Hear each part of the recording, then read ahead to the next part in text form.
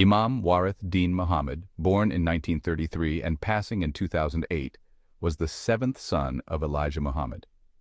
It is believed that as a teenager, he was privately tutored by true Muslims.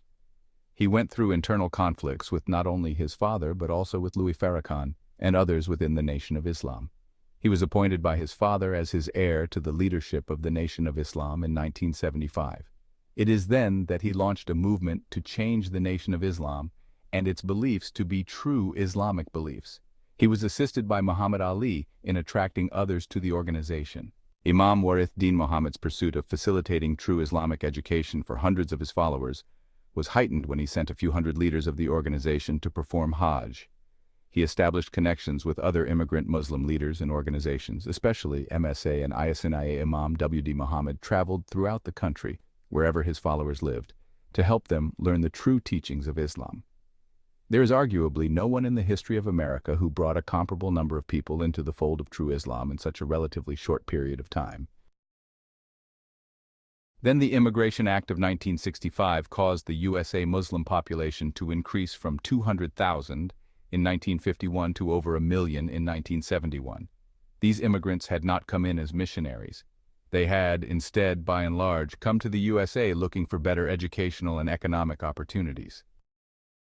Another organization, Darul Islam, is regarded as the first civil rights-era Sunni national movement.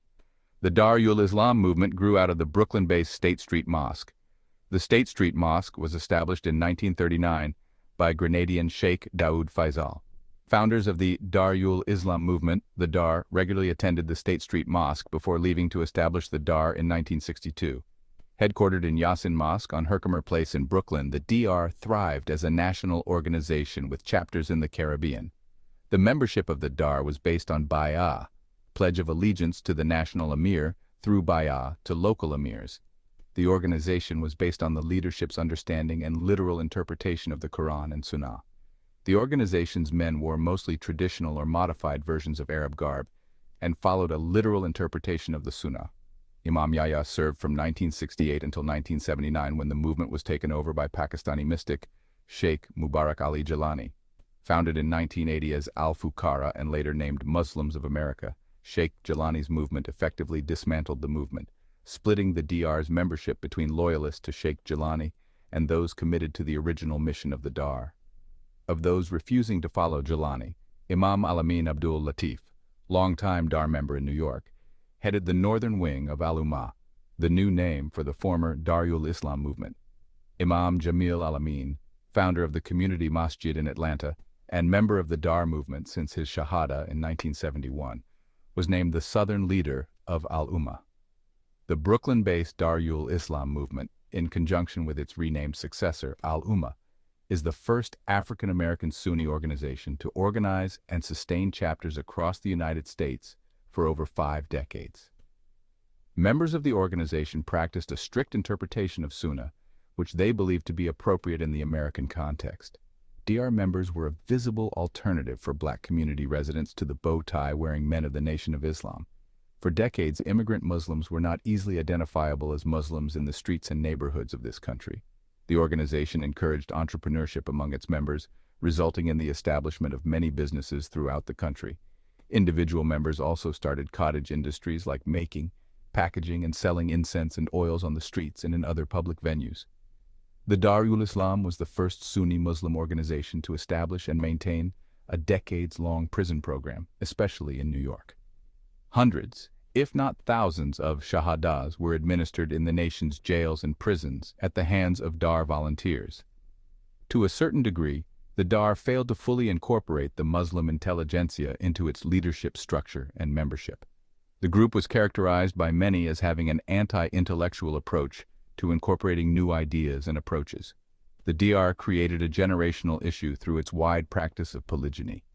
Too many took multiple wives and had many children without having the capacity to take care of their financial, material, or emotional needs. Another entity, the Islamic Party, established comprehensive constitutional methodology.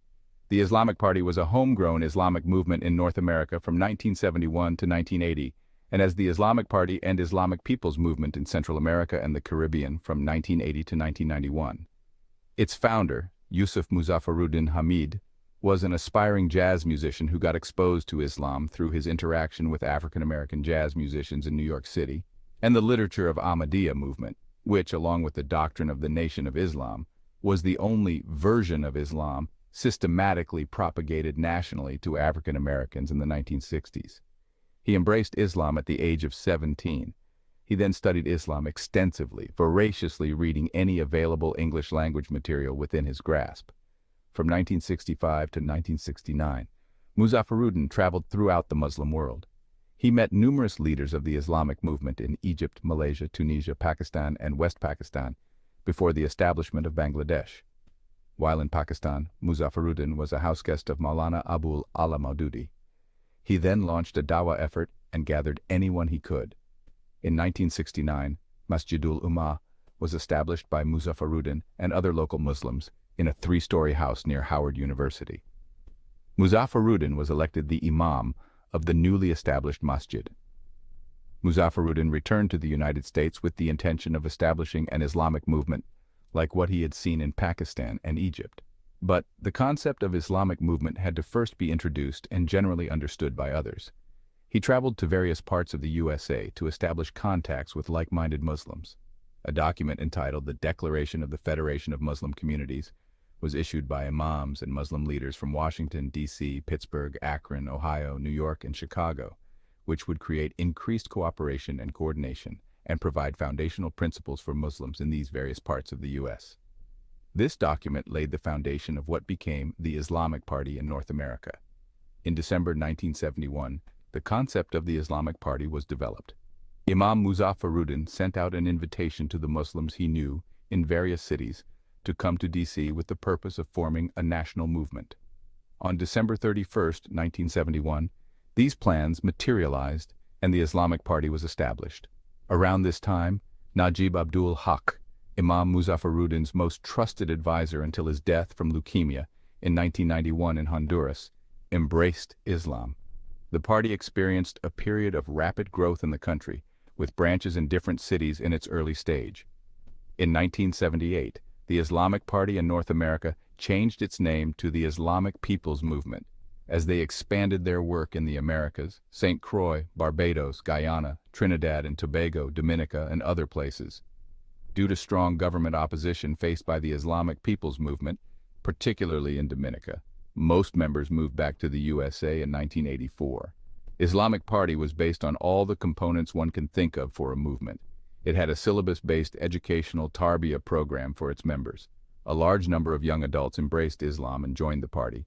It had a written constitution as a national organization. It established its bases in various countries in the Americas, established a credit union and other business entities, established masajid and full-time schools throughout the Americas,